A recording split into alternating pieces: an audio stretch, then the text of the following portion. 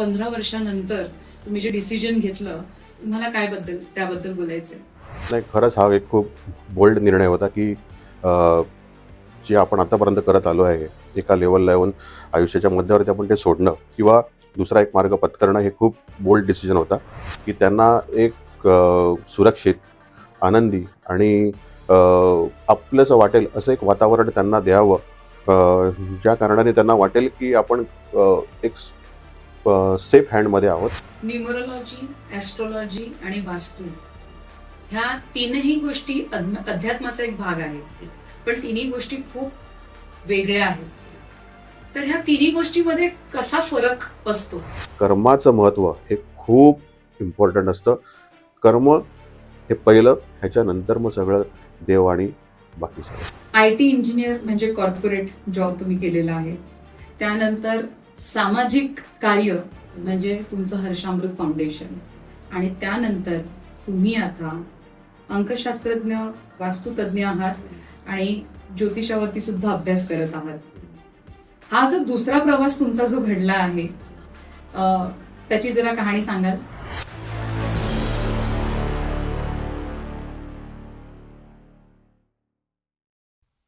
आजच्या आपल्या द अनइन्फ्लुएन्सरच्या एपिसोडला आपण अशा गेस्टला बोलवलंय ज्यांची करिअरची सुरुवात IT इंजिनियर म्हणून झाली आणि पुढे IBM सारख्या मोठ्या कंपनीमध्ये ह्यांनी काम केलंय. पण त्यांचं स्वप्न काहीतरी वेगळंच होतं. ते केवळ ॲस्ट्रॉलॉजर, न्यूमरोलॉजिस्ट किंवा वास्तू एक्सपर्ट नसून त्यांनी ऑकल्ट सायन्समध्ये डॉक्टरेट ही पदवी मिळवली आहे.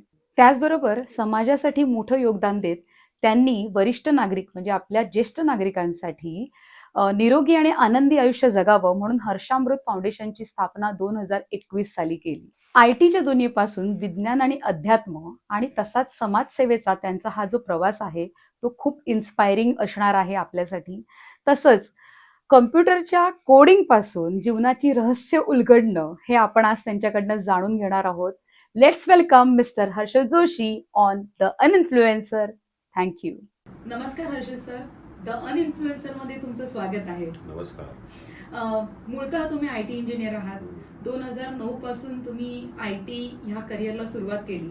हा प्रवास किती महत्वाचा होता आणि IT हे क्षेत्र तुम्ही का निवडलं? निवडलं म्हणजे माझा अभ्यासक्रमच त्याच्यामधून झालेला आहे. त्यामुळे तोच रस्ता मी पकडला होता त्यावेळेला आणि IT क्षेत्रातली माझी जी कामगिरी होती ती उत्तमच होती. अ, त्या क्षेत्रामध्ये काम करताना मला काही गोष्टी शिकायला मिळाल्या. जसं टेक्नॉलॉजी आली, टीमवर्क आहे, डिसिप्लिन आहे आणि या गोष्टी खूप एक दैनंदिन जीवनामध्येही मला त्या यूज करता आल्या. पण त्याच्यापेक्षा महत्त्वाचं मला जे शिकायला मिळालं त्याच्यामध्ये, की कोणताही प्रॉब्लेम जो आला तर त्याचं बेस्ट सोल्युशन काय असू शकतं, ठीक आहे? ते आपल्याला निवडता आलं पाहिजे.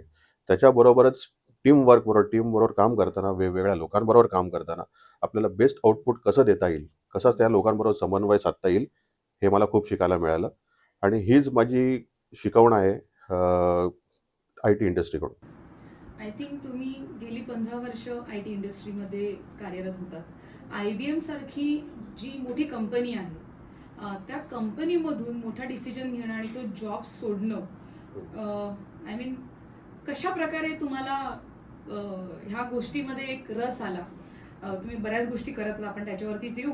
पण IBM मध्ये एवढ्या मोठ्या कंपनीमध्ये जेव्हा लोकांची स्वप्न असतात IBM मध्ये लागणं आणि अचानक 15 वर्षानंतर तुम्ही जे डिसिजन घेतलं, तुम्हाला त्याबद्दल बोलायचंय? IBM ही माझी पहिली कंपनी नव्हती. IBM ही माझी शेवटची कंपनी होती. तर 15 वर्षापासून मी एक छोट्या कंपनीपासून MNCमध्ये काम करत आलेलो आहे. पण हा ओव्हरऑल जो माझा प्रवास जर बघितला, तर मला एक त्याच्यामध्ये सक्सेस तर खूप मिळत होता. पण आत्मिक जो शांतता असते किंवा आत्मिक जे अ, अ, सुख असतं, ते मला कुठेतरी मिसिंग वाटत होतं. आणि तेव्हाच मला असं जाणीव झाली, की आपण समाजात राहून आपण समाजासाठी काय करू शकतो आणि फक्त काहीतरी करायचं असं नाही आहे, तर त्याच्यामध्ये आपलं एक आयडेंटिटी कशी आपण निर्माण करू शकतो, ह्याची मला खूप प्रकर्षाने जाणीव झाली आणि तेव्हाच माझा जो ओढा आहे, हा सामाजिक आणि आध्यात्मिक क्षेत्राकडे वळला आणि तेव्हापासून ती सुरुवात झालेली आहे. IT क्षेत्र म्हटल्यावरती बक्कळ पैसा आला, सॅलरी आली मंथली, त्याच्यानंतर घेतलेलं तुम्ही डिसिजन, तुमचं सामाजिक कार्य बघता किंवा तुमचं आध्यात्मिक कार्य बघता, तुमचे कुटुंबाचा ह्या बाबतीत काय विचार होता, म्हणजे how they have supported you, त्याच्याबद्दल ऐकायला आवडेल. नाही, खरंच हा एक खूप बोल्ड निर्णय होता की जे आपण आतापर्यंत करत आलो आहे, एका लेवलला येऊन आयुष्याच्या मध्यावरती आपण ते सोडणं किंवा दुसरा एक मार्ग पत्करणं, हे खूप बोल्ड डिसिजन होता. पहिला सर्वांना, म्हणजे फक्त कुटुंबाला नाही, माझ्याबरोबर जे काम करणारे आहेत, माझे मित्रमंडळी आहेत, त्यांनाही एक आश्चर्य वाटलं की असं कसं अचानक. पण मी माझ्या निर्णयावरती ठाम होतो. त्यामुळे हळूहळू जसं लोकांशी इंटरॅक्ट करत गेलो, ज्या लोक मला भेटायला आले त्यांना जशा दिशा आणि त्यांना माझ्या मार्गदर्शनाने जे बदल आयुष्यात त्याच्या घडत गेले, ह्यावरून त्यांनाही दिलासा मिळाला. माझ्या कुटुंबाला, मित्रांना त्यांना वाटायला लागलं की नक्कीच काहीतरी हा व्यवस्थित करतोय, आणि तिकडून माझी ती सुरुवात झाली. आणि आता ते मला, म्हणजे माझं कुटुंबही आणि माझे मित्रही मला या गोष्टीसाठी खूप सपोर्ट करतात. सो तुम्ही एक फाउंडेशनसाठी काम करता, जिकडे सिनियर सिटीजन, ज्येष्ठ नागरिकांसाठी तुम्ही वेलनेस केअर केलंय, तर त्यामागचा नेमका हेतू काय, आणि ह्याबद्दल इन्फॉर्मेशन लोकांनाही ऐकायला आवडेल, तर तुम्ही सांगाल का? नक्कीच सांगणार, सांगायला आवडेल मला. कसं असतं की आजचं जे जीवन आहे हे खूप धकाधकीचं आणि खूप फास्ट जीवन आहे. त्यामुळे कुठेतरी जो एक वर्ग आहे, ओल्ड एज किंवा ज्येष्ठ नागरिक आपण त्यांना म्हणतो, हा एकाकीपणा महसूस करतो किंवा त्यांना असं वाटतं की आपण एकाकी पडलेले आहेत. त्यांचे फक्त तेवढंच प्रॉब्लेम्स नाही आहेत, तर त्यांचे मेंटल प्रॉब्लेम्सही असतात, शारीरिक प्रॉब्लेमही असतात. म्हणून एक असा विचार आलेला की त्यांना एक सुरक्षित, आनंदी आणि आपलंसं वाटेल असं एक वातावरण त्यांना द्यावं, ज्या कारणाने त्यांना वाटेल की आपण एक सेफ हँडमध्ये आहोत. आणि हेच माझ्या मनात होतं, आणि तोच एक रिझन घेऊन आम्ही हर्षामृत फाउंडेशन हे 2021 मध्ये चालू केलं आहे. तर हे तुमचं जे सिनियर सिटीजन युनिट आहे, त्या बाबतीत मी असं म्हणायला गेलं की ज्येष्ठ नागरिकांना सांभाळणं खरंच खायची गोष्ट नसते, आणि तुम्ही, मला असं वाटतं की गेली 5 वर्ष ह्या काम म्हणजे खूप एकदम छान प्रकारे करत आहात. तुमचे गुगल रिव्ह्यूज इव्हन खूप छान आहेत. पण हे कसं शक्य होतं, कारण का आपण एखादं म्हटलं की घरात एखादी ज्येष्ठ नागरिक आपल्या घरात असतात, आपले आई बाबा म्हणा किंवा आजी आजोबा, खूप त्रास होतो हँडल करताना, बिकॉज ते एक लहान मुलासारखं हँडल करावं लागतं त्यांना. तर तुम्ही एवढ्या सगळ्यांना हँडल जे करता आहात, I mean you have a 35 bedded centre आहे तुमचं, कसं काय तुम्ही मॅनेज करता, किती लोक आहेत कामाला, किंवा तुमचा अनुभव काय सांगतो? ॲक्च्युली हे पूर्ण जे आहे श्रेय जातं हे आमच्या टीमला जातं, कारण टीम आमची त्या केपेबल आहे, स्किल्ड आहे. त्यामुळे त्यांना माहिती आहे की कसं आपल्याला प्रत्येक जण इंडिव्हिज्युअलला कसं आपल्याला ट्रीट करायचं आहे, कसं त्यांना सांभाळून घ्यायचं आहे, कशी त्यांची निगा राखायची आहे. ही आमची टीमचं सक्सेस आहे, आणि त्याच्यामुळेच आमच्या हर्षामृत फाउंडेशनलाही सक्सेस आहे. आणि ह्याच्याचबरोबर आमच्याबरोबर जे राहतात, जे आमचे ज्येष्ठ नागरिक आहेत, त्यांचाही आशीर्वाद आम्हाला आहे, माझ्या आईवडिलांचा आशीर्वाद आम्हाला आहे. आणि ह्याच्यामधलं एक जे पोचपावती असं म्हणतो कामाची, की आम्हाला वाटतं की खरंच आम्ही चांगलं काम करतोय. ते एकदा, म्हणजे असं भरपूर असे उदाहरण आहेत, पण एकच उदाहरण मी असं देतो की आमच्याकडे ज्येष्ठ नागरिक अजून राहतात, जे आहेच, दोघे राहतात, हजबंड वाईफच आहे. त्यांची मुलं बाहेर आहेत, म्हणजे परदेशात आहेत. तर त्यांनी एकदा असं मला सांगितलं, म्हणजे आमच्या टीमसमोरच सांगितलं की माझी मुलं बाहेर आहेत, परदेशात आहेत, तरी पण आम्ही या सेंटरमध्ये राहून किंवा या संस्थेत राहून तुमच्याबरोबर जेव्हा वेळ घालवतो, तेव्हा आम्हाला असं अजिबात वाटत नाही की आम्ही कुठे बाहेर राहतोय किंवा कुठेतरी राहतोय. हे आमच्या घराची झोप आम्हाला मिळते. आणि ते बोलताना त्यांच्या डोळ्यात जे समाधानाचे भाव होते, जे आम्ही एक्सपिरियन्स केले, त्याच्यावरून आम्हाला समजलं की आम्ही खरंच चांगलं काम करतोय, आणि तीच आमची कामाची पोचपावती आहे असं मला वाटतं. आणि हे करताना असं ऐकून आम्हाला अजून चांगला हुरूप येतो, अजून आम्ही चांगलं काम करण्याचा प्रयत्न करतो. साधारणतः म्हातारी माणसं म्हणालो आपण तर, आणि ते सुद्धा अशा म्हणतो की अशा ठिकाणी राहणं जिकडे त्यांची मुलं नाही आहेत किंवा त्यांचे नातेवाईक त्यांच्याबरोबरती नाही आहेत, तेव्हा त्यांची जी होणारी मनाची घालमेल आहे ओके. ती आपण समजू शकतो, त्यांच्या तोंडावरनं पण कधी कधी दिसून येत असेल तुम्हाला प्रत्यक्षात की ते त्यांच्या घराला मिस करत आहेत. मग अशा वेळेला तुम्ही काय करता त्यांच्यासाठी, किंवा काय अशा योजना आहेत तुम्ही त्यांच्यासाठी केलेल्या की ज्यांच्या ज्या गोष्टीमुळे त्यांना खूप असं छान फील होईल, किंवा अशा वेगवेगळ्या प्रकारचे तुम्ही काही कार्यक्रम राबवता का त्यांच्यासाठी, आणि त्यांची दिनचर्या थोडक्यात कशी असते, की ते सुद्धा महत्त्वाचं ऐकणं, की जिकडे आपल्या घरात कोणीच नाही आहे. नो डाऊट ते एकमेकांसाठी आहेतच, तिकडे तुम्ही आहात, पण त्याच्या बाबतीत सुद्धा मला ऐकायला आवडेल ह्या सगळ्या गोष्टी. नाही, नक्कीच. मी मगाशी सांगितल्याप्रमाणे आमचा जो स्टाफ आहे हा स्किल्ड आहे. त्यामुळे प्रत्येकाची काळजी कशी घेणं, फक्त शारीरिक नाही मानसिकही.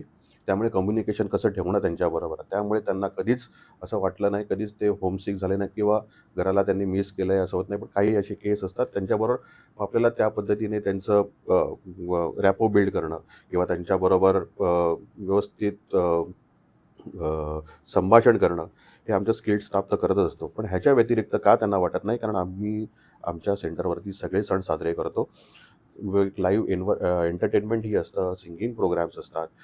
त्यामुळे नॉर्मली टी व्ही वगैरे तर आहेतच, पण लाईव्ह एंटरटेनमेंट आपण कशी चांगली त्यांना देऊ शकतो, कसं त्यांचं जे जीवन आहे हे मनोरंजनाने, आनंदाने आपण त्यांचं वेळ हा स्पेंड करू शकतो, हे आम्ही नेहमी ट्राय करत असतो. आणि ह्याच्यामुळे त्यांनाही असं वाटतं की आपण सगळे सणही साजरे करतोय आणि व्यवस्थित सगळं घरासारखंच वातावरण त्यांना नेहमी मिळत आलेलं आहे. त्यामुळे त्यांना असं कधीच वाटत नाही किंवा कंटाळा आला आहे किंवा हे आलं आहे किंवा घराची आठवण आली आहे, असा आम्हाला तरी अनुभव फार कमी आलेला आहे. फाउंडेशनला घेऊन तुमची पुढची स्वप्ने कशी आहेत, किंवा तुम्ही पुढच्या अजून 5 ते 10 वर्षात काय विचार करता, की किती फाउंडेशन हे किती मोठं करावं, किंवा कशा प्रकारे तुमच्या जे मनात आहे ते आता आज तुम्हाला सांगायचं आहे त्याबद्दल? नाही, नक्कीच. कसं आहे, आम्ही आता 5 वर्षे करत आलेलो आहोत आणि खूपच सक्सेस मिळाला आहे. लोकांचे खूप आशीर्वाद मिळालेले आहेत. त्यामुळे जनरली आता आमचा पुढचा जो प्रवास असेल तो अधिकाधिक असे सेंटर्स उभारणं, जसे वसई झाले किंवा ज्या सिटीज आहेत जिकडे आपण पोहोचू शकतो, चांगलं सोयी देऊ शकतो, अशा शहरांमध्ये सेंटर्स उभं करणं हे आमचं टार्गेट असेल. ह्याचबरोबर हर्षामृत फाउंडेशनच्या वतीने जे गरजू विद्यार्थी असतील त्यांना आपण कशी मदत करू शकतो, किंवा ज्येष्ठ नागरिकांसाठी किंवा नॉर्मल आपल्यासाठीही हेल्थ कॉन्शियस शिबिरं भरवणं, की त्यांना हेल्थचं महत्त्व पटवून देणं, अ, हे जास्तीत जास्त आपण कशी करू शकतो, हेल्थ अवेअरनेस कशी आणू शकतो, हा आमचा प्रयत्न असेल. आणि ह्याच्या व्यतिरिक्त समाजाला प्रत्येक घटकाला आपण कशी मदत करू शकतो, हीच आमची दिशा असेल पुढची. IT इंजिनियर म्हणजे कॉर्पोरेट जॉब तुम्ही केलेला आहे, त्यानंतर सामाजिक कार्य म्हणजे तुमचं हर्षामृत फाउंडेशन, आणि त्यानंतर तुम्ही आता अंकशास्त्रज्ञ, वास्तुतज्ञ आहात आणि ज्योतिषावरती सुद्धा अभ्यास करत आहात. हा जो दुसरा प्रवास तुमचा जो घडला आहे, त्याची जरा कहाणी सांगाल? नक्कीच सांगणार. अ, जेव्हा मी आय टी इंजिनिअरिंग क्षेत्रामध्ये काम करत होतो, तेव्हा जे टेक्नॉलॉजीचे जे सोल्युशन आहेत, जे प्रॉब्लेम आहेत ते आम्ही सॉल्व्ह करतच होतो. पण त्याच व्यतिरिक्त माणसाची जी सोल्युशन आहेत ना, ते आपण टेक्नॉलॉजीने सॉल्व्ह नाही करू शकत, हे आम्हाला समजलं. हे मला समजलं होतं. त्यामुळे ते कसे सॉल्व्ह होतील, अ, हा विचार करताना माझा थोडा जरा आध्यात्मिक क्षेत्राकडे जास्ती वळला आणि मग त्याचा अभ्यास चालू केला. जसं अंकशास्त्र झालं, वास्तुशास्त्र झालं आणि आता ज्योतिषी पण हे शिकतोय. ह्याच्यावरून मला ती आन्सर म्हणजे त्याची उत्तरं मिळायला लागलेली, की माणसाच्या समस्या कसे आपण सोडवू शकतो. आणि मग त्याच्यामधून जो मला अनुभव आलेला आहे, त्या शिक्षणामध्ये जेवढा मी आतमध्ये डीपली अभ्यास करत गेलो, तसे जे मला काही त्याच्या तेही एक शास्त्रच आहे. त्याचे जे आपल्याला सूत्र समजत गेली आणि ते जी आत्मसात केल्यावरती जे मला अनुभव आले, तोच माझा मग मार्ग पुढचा ठरला आणि मग त्याच्या मार्गानेच मी जायला लागलो. न्यूमरोलॉजी, ॲस्ट्रॉलॉजी आणि वास्तू ह्या तीनही गोष्टी अध्यात्माचा एक भाग आहे, पण तिन्ही गोष्टी खूप वेगळ्या आहेत. तर ह्या तिन्ही गोष्टीमध्ये कसा फरक असतो? म्हणजे एखाद्या व्यक्ती जेव्हा कन्सल्ट करायला येतो तेव्हा न्यूमरो बघू की ॲस्ट्रो बघू, किंवा जेव्हा तुम्ही जातात कुठेही कन्सल्टेशनला वास्तूच्या, तेव्हा ह्याही तिन्ही गोष्टी खूप महत्त्वाच्या ठरतात. तर तुमच्या हिशोबाने ह्या सगळ्याचा जो इम्पॉर्टन्स आहे प्रत्येकाच्या लाईफमध्ये, आणि कशाला कराव्यात ह्या गोष्टी, ह्याच्याबद्दल थोडंसं सांगा. ॲक्च्युली या तिन्ही ज्या गोष्टी आहेत ना, ह्या इंटर रिलेटेड आहेत. ओके, जेव्हा आपण न्यूमरोलॉजी किंवा ॲस्ट्रॉलॉजी बघतो, तर हे त्याच्या पर्सनल डेव्हलपमेंटसाठी किंवा पर्सनल प्रिडिक्शनसाठी, पर्सनल ट्रेडसाठी आपण बघतो. वास्तू जी आहे ही एनर्जी बॅलन्ससाठी आहे.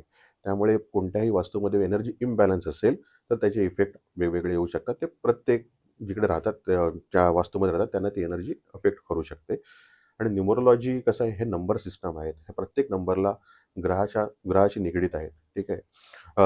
आणि जो माणूस जन्माला येतो तो आपली फिक्स्ड एनर्जी घेऊन येतो. त्यालाच म्हणतात आपली डेट ऑफ बर्थ. त्यानुसार त्यांचं पूर्ण आयुष्य कसं आहे, कसं असणार, काय असणार, हे आपल्याला न्यूमरोलॉजीवरून अंदाज बांधता येतो, पर्सनल ट्रेट्सवरून. आणि ॲस्ट्रोलॉजी म्हणजे कसं आहे, की आपल्याला पूर्ण आपलं जे जीवन आहे, फक्त आताचं नाही, मागचंही जीवन, म्हणजे आपला पुनर्जन्मावर कोणाचा विश्वास नसेल नसेल पण सनातन धर्मामध्ये असतो. आणि ही आपली जी कुंडली बनते ॲस्ट्रॉलॉजीमध्ये, ही लोकांना वाटते की ही आपली या जन्माची कुंडली आहे, पण जनरली ही असते मागच्या जन्माची कुंडली. मागच्या जन्माचा तुमचा लेखाजोखा जो असतो तो कर्म. तुम्ही घेऊन आलेला असता, आणि तोच आपल्या पत्रिकेमध्ये लिहिलेला असतो. ह्याच्यावरून आपल्याला माणसाचं जीवन कसं व्यतीत होणार आहे त्याचा अंदाज बांधता येतो. आता न्यूमरोलॉजी आपण मिळालं तर न्यूमरोलॉजीमुळे माणसाला दिशा आपण दाखवू शकतो की तुम्हाला ही दिशा आहे. त्यामुळे त्यांना एक दिशा मिळते, मार्ग मिळतो. वास्तू जेव्हा आपण करतो तेव्हा आपण एनर्जी बॅलन्स करतो. त्यामुळे जर ती इम्बॅलन्स असेल तर आपण काही उपायाने ती बॅलन्स करू शकतो. शेवटी एनर्जीज आहे. एनर्जी ही कधी क्रिएट किंवा डिस्ट्रॉय होत नाही. ती बॅलन्स किंवा इम्बॅलन्स होते. ते एका फॉर्ममधून दुसऱ्या फॉर्ममध्ये जाते, म्हणजेच बॅलन्स किंवा इम्बॅलन्स होते. तिला बॅलन्स करणं म्हणजेच वास्तू. आणि आता जे ज्योतिषशास्त्र आहे हे खूप डीप आहे, खूप असं गूढ आहे. ओके. त्यामुळे तो पूर्ण जीवनाचा सार सांगतो आपल्याला, की आपण जेव्हा ॲस्ट्रोलॉजी किंवा कोणाचं पत्रिका बघतो त्याच्यात पूर्ण जीवनाचा सार आपल्याला समजतं. फक्त ह्या जन्माचा नाही, मागच्या जन्माचंही समजतं. आणि म्हणून आपल्या पूर्ण जीवनामध्ये कर्माचं महत्त्व हे खूप इम्पॉर्टंट असतं. कर्म हे पहिलं, ह्याच्यानंतर मग सगळं देव आणि बाकी सगळे. पण ह्या तिन्ही गोष्टींमुळे प्रॉब्लेम सॉल्व्ह, लोकांचं असं असतं ना की माझा प्रॉब्लेम सॉल्व्हच झाला पाहिजे.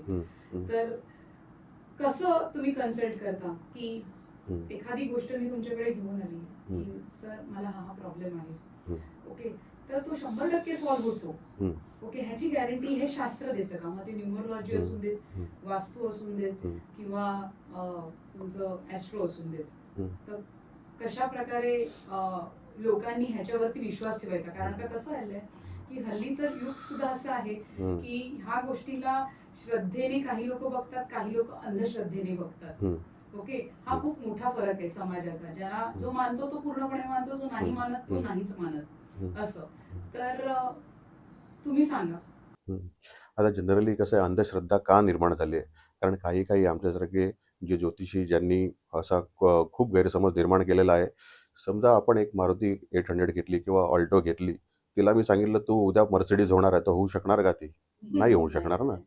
मग आपण मारुतीने तेवढा कसा प्रवास चांगला करू शकतो, हेच त्यांना सांगणं म्हणजे त्यांच्या जीवनाचा सार सांगणं आहे. ठीक आहे. त्यामुळे जी मर्सिडीज आहे ती मर्सिडीज आहे. ओके. त्यामुळे प्रत्येकाचे प्रश्न वेगळे असतात. एक मोठी किंवा खोटी स्वप्न निर्माण न करणं, की तुम्ही मारुती आहेत. आपणाला पत्रिकेवरून किंवा डेट ऑफ बर्थवरून आमचा अंदाज पूर्ण आम्हाला समजतो, की कसं जीवन व्यतीत होणार आहे. तर त्याचे जे रिलेटेड प्रश्न असतील ना, ते कसे आपण सॉल्व्ह करू शकतो, काही उपायाने, साध्या उपायाने जे आपण करू शकतो, तसं आपण त्यांना गाईड करत असतो आणि ते पुढे इम्प्लिमेंट करतात आणि त्यांना तसा अनुभव येतो. पण हे अंधश्रद्धा का निर्माण झाली? कारण काही अ, ज्योतिषांमुळे म्हणा किंवा काही याच्यामुळे मोठी-मोठी स्वप्न दाखवणं, की तुम्ही अल्टो आहात आणि तुम्हाला मी मर्सिडीज बनवू शकतो. तुम्ही हे करा, तुम्ही ते करा. तर असं कधीच होत नाही. आपलं आयुष्य आणि आपलं नशीब आपण फिक्स्ड एनर्जी घेऊन आलेलो असतो. त्या चौकटीच्या बाहेर कोणी जाऊ नाही शकत. त्या चौकटीमध्ये राहताना जे आपल्याला प्रश्न येतात ना, ते आपण सॉल्व्ह करू शकतो काही उपायाने. आणि हे जर आपण फॉलो केलं ना, हे जर आपण डोक्यात टाकलं तर अंधश्रद्धेला वावच मिळणार नाही. आता जेव्हा माझ्याकडे कोणी येतं कन्सल्टिंगसाठी, तेव्हा हे त्यांना व्यवस्थित समजून सांगतो आणि काही साधे साधे उपाय सांगतो. आणि ते उपाय केल्यामुळे की त्यांना समजतं आपलं हे आपलं जीवन असणार, तर ह्या उपायामुळे त्यांना काही पॉझिटिव्ह रिझल्ट मिळतात आणि त्याच्यावरून त्यांचा विश्वास बसतो आणि मग ती अंधश्रद्धा जी आहे ना ती श्रद्धेमध्ये कन्व्हर्ट होते. म्हणजे माझा एक असा अंदाज आहे की तुम्ही त्याला आरसा दाखवतो थोडक्यात, की हा आरसा आहे, हा गोष्टी आहेत, तू अशा स्वभावाचा आहे आणि ह्या गोष्टी तुला मारक किंवा पूरक ठरणार आहेत. शेवटी तेच हो, म्हणायला त्याच्यामुळे कसं आहे की एक प्रिडिक्शन म्हणजे काय की माणसाला, मला माहिती आहे मला या ठिकाणाहून ए ठिकाणाहून बी ठिकाणी जायचं आहे, आपण आयुष्य याला कन्सिडर करूया, ए वरून बी वरून जायचं आहे, तर माझा हा प्रवास कसा असेल हे त्यांना दाखवणंच हे शास्त्र आहे. आणि या प्रवासामध्ये काही तुम्हाला अडचणी आल्या तर आपण कशा त्या सॉल्व्ह करू शकतो, ठीक आहे, हेच हे शास्त्र आहे. ह्याच्या व्यतिरिक्त तुम्ही ए वरून बी वरून तुम्ही जर अल्टोने जाणार असाल तर तुम्ही अल्टोनेच जाणार, तुम्ही विमानाने जाऊ शकणार नाही. बरोबर आहे. कोणतेही उपाय करून तुम्ही असा विचार करू नका की मी हे उपाय केला तर मला एरोप्लेननी मी जाईन, तर असं होणार नाही. तुम्ही जाणार अल्टोनेच, पण तो प्रवास जो असेल तो सुखकर होईल, थोडे विघ्न कमी येतील. हर्षजी, तुम्ही जे करतायत ना, हम्म. म्हणजे खूप समाधानी गोष्ट आहे ती. हम्म. कारण का तुम्हाला बऱ्याच गोष्टींमध्ये तुम्ही आवड निर्माण झाली हम्म. आणि तुम्ही ह्या गोष्टी केल्या. हम्म. दुसरी गोष्ट, हे करता करताना आपल्यामध्ये ऊर्जा कायम ठेवावी लागते, एक चांगली पॉझिटिव्हिटी. ओके, जसं की तुम्ही दुसऱ्यांना सांगत आहात, कन्सल्ट करतच आहात, पण ती पॉझिटिव्हिटी स्वतःमध्ये सुद्धा कायम ठेवावी लागते. ऍज अ कन्सल्टंट म्हणा किंवा ऍज अ सामाजिक कार्यकर्ता म्हणा, ह्या बाबतीत तुम्ही कशी ती ऊर्जा टिकवून ठेवता? ओके, ताणतणाव स्वतःवरचा जो आहे तो कसा कमी करता, सांगू शकाल? नक्कीच. कसं आहे, आपल्या आयुष्यामध्ये आपला जसं आपण दिवस व्यतीत करतो, बरोबर. तर प्रत्येक दिवस काही सुकर नसतो, एकदम स्लिक नसतो. तर ताणतणाव प्रत्येकाला काही ना काही प्रश्न हे भेडसावतच असतात. तर ह्याच्यावरती मात कशी करायची किंवा पॉझिटिव्ह ॲटिट्यूड कसा ठेवायचा, तर सर्वात महत्त्वाचं आहे ध्यानधारणा सकाळी करणं. ध्यानधारणेमुळे आपला एक फोकस वाढतो. ह्याच्यामुळे काय आहे की कोणतीही गोष्ट किंवा कोणत्याही समस्या आल्या तर ह्याला आपण एका शांत चित्ताने आपण त्याला फेस करू शकतो.